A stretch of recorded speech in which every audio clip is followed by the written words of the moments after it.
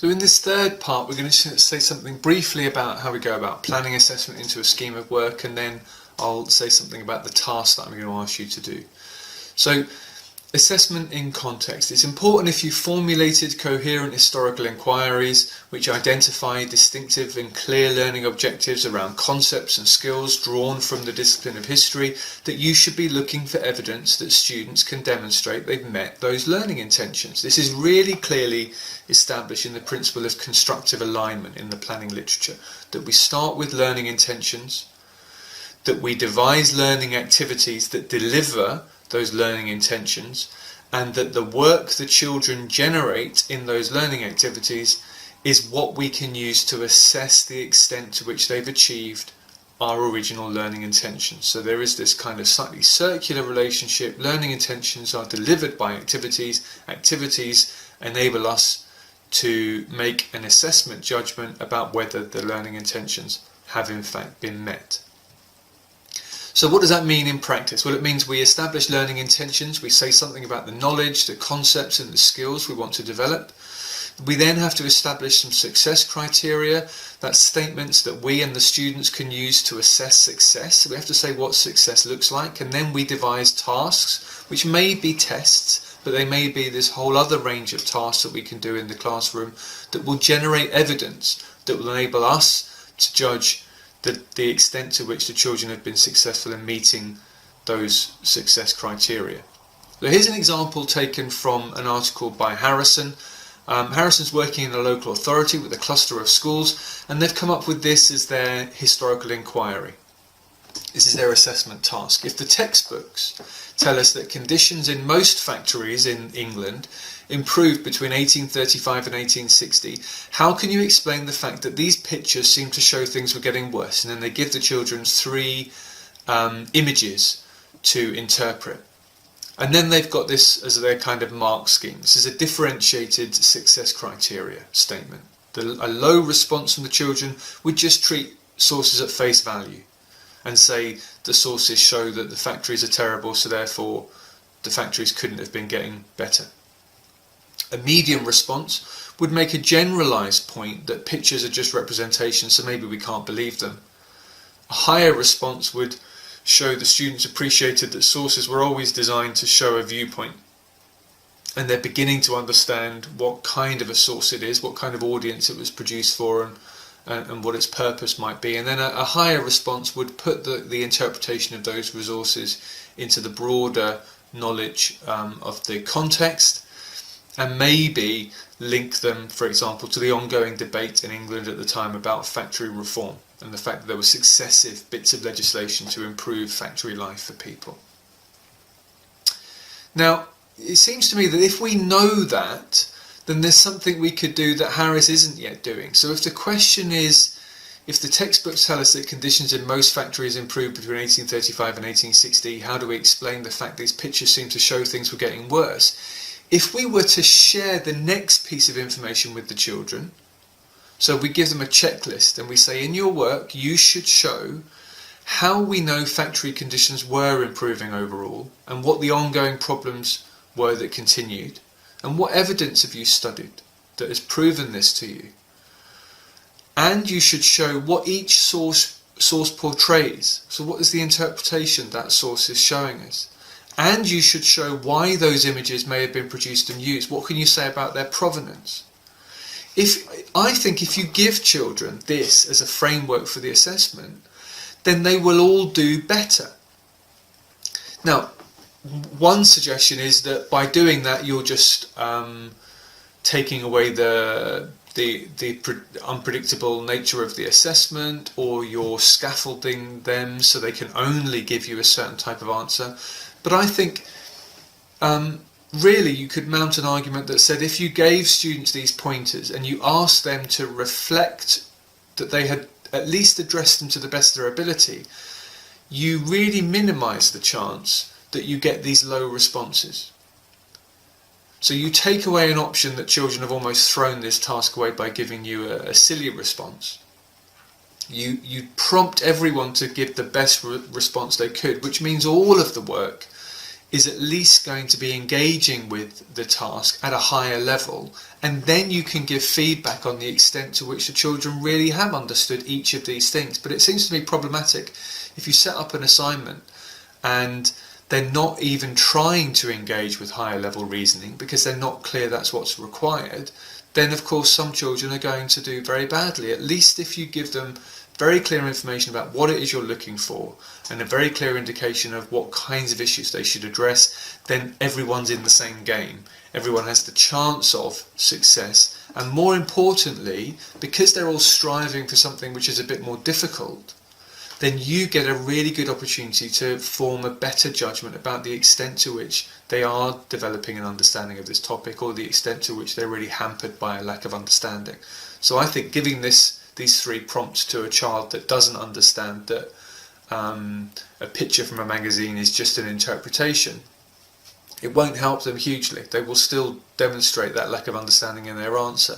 But lots of children who are hovering with a fairly tentative understanding of the nature of source work will be prompted to do something a bit more impressive. So that's an example and an argument of how I think we can try and improve children's engagement with tasks by being really clear with them about what the criteria are we're going to use to judge the work, and then it's over to them to ask them if they can incorporate those criteria in their work.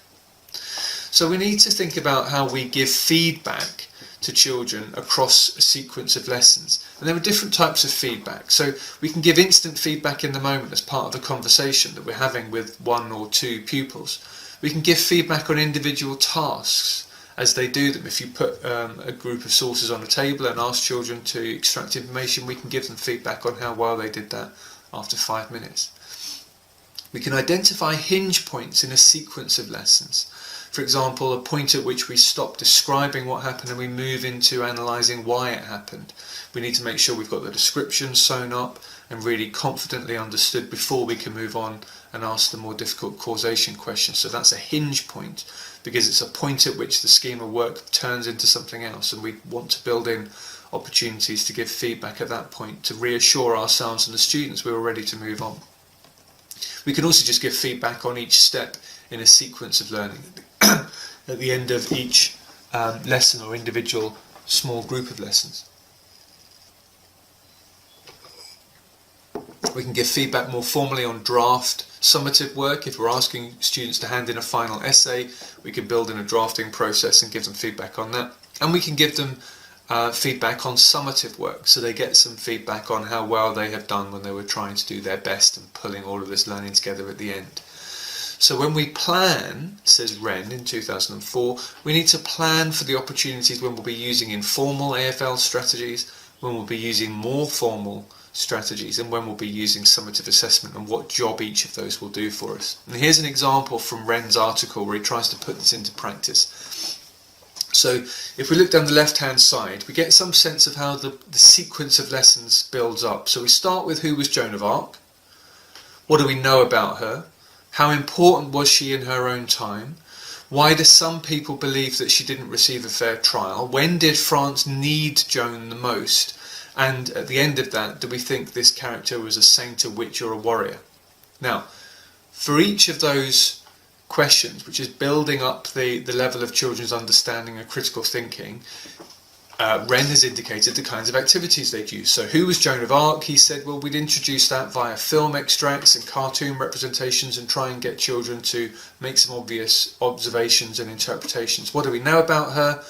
They were going to give pupils short quotations, and they were going to put the quotations into different categories of saint, warrior, witch, ordinary woman or patriot.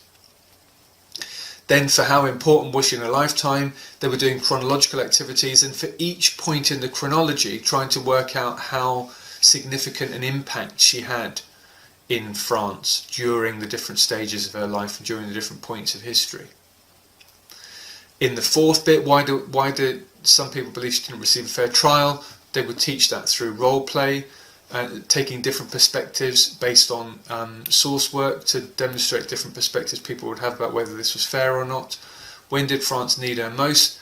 People are mapping the national crises onto a timeline and then comparing that to the highlights of Joan's life when she came to notice of the authorities, And the teacher has set that up so they can notice that whenever there's a crisis, Joan of Arc seems to reappear in the public imagination.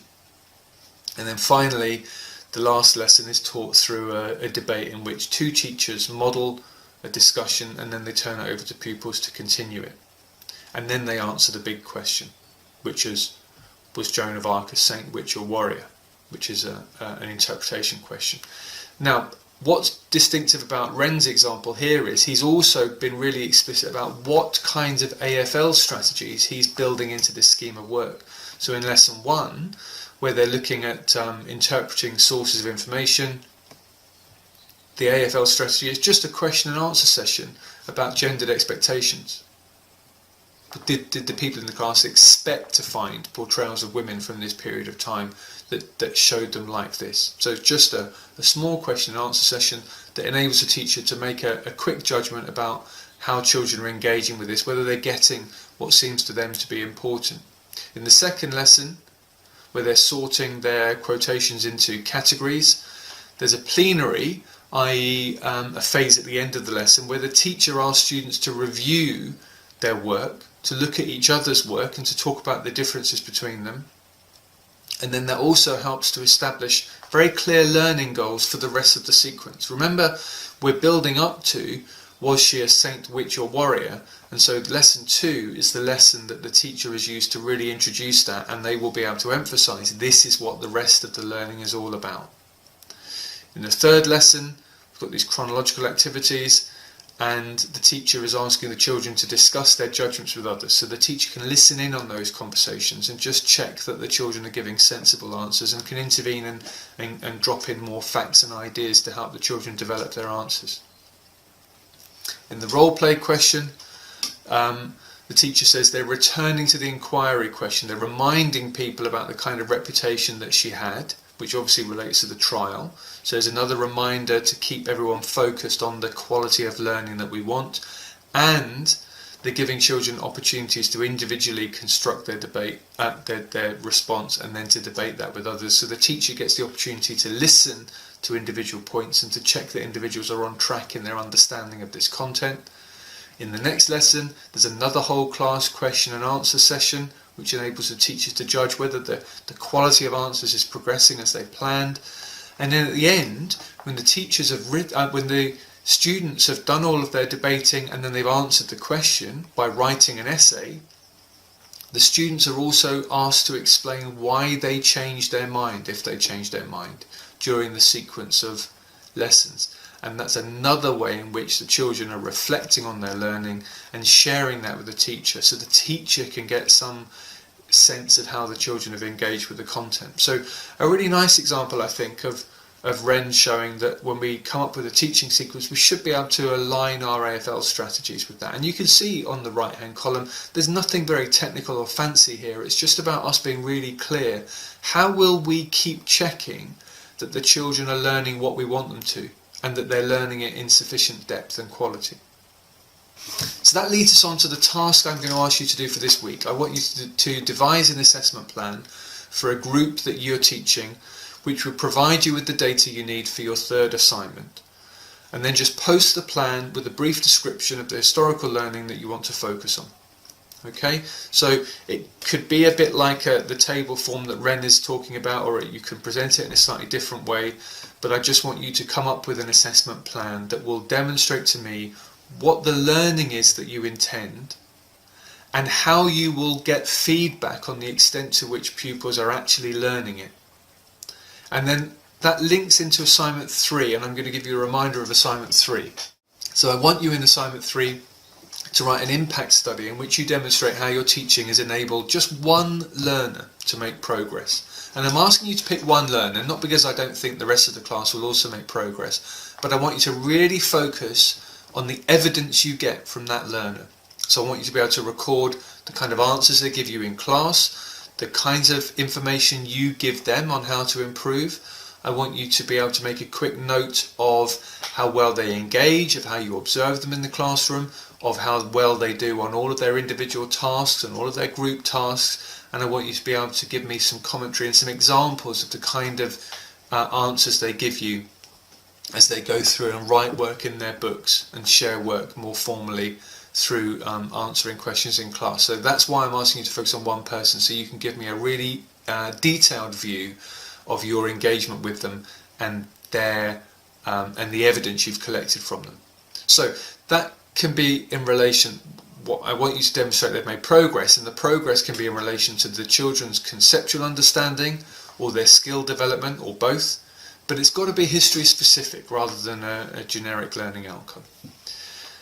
And you must be able to relate your account to at least 2 examples of the learner's work, and I'd like you to choose one as a starting point and the other one as the end point. So it would be really useful if you pick a sequence of lessons where there is a consistent, strong conceptual focus, whether that be causation or evidential reasoning or the construction of an interpretation or the critique of an interpretation, whatever that may be. You need something that runs over a sequence of lessons where there's a consistent focus, and where you can take a piece of work before you've done much teaching and a piece of work after you've done some more teaching and demonstrate how the child's grasp of that concept or that skill has actually moved on as a consequence of the teaching that you've given them. And then what you submit as part of assignment 3 is a description of the work in relation to the history learning intentions, an account of the progression that you think is evident between the 2 bits of work, and then just a brief summary account of what action you undertook, what teaching you undertook to secure that improvement. So you can see this task is your first draft, if you like, of the assessment plan that you're going to use to set up assignment 3. When you post the task, I'll be able to give you some feedback on whether it seems like a good task, whether it seems like a good plan rather, on whether I think the data that you're going to collect will help you to do assignment 3, and then you can embark on assignment 3 once I've given you feedback online about the proposed task. So we're just posting a plan at the moment without the need to implement it, because you'll implement it in your 3rd assignment. Okay, so that's where we'll leave it for this week. Good luck thinking about assessment in the classroom. Let me know how it goes if you try out any new strategies, or if you get someone to give you feedback on how you use questioning in class, and I look forward to reading your plans online.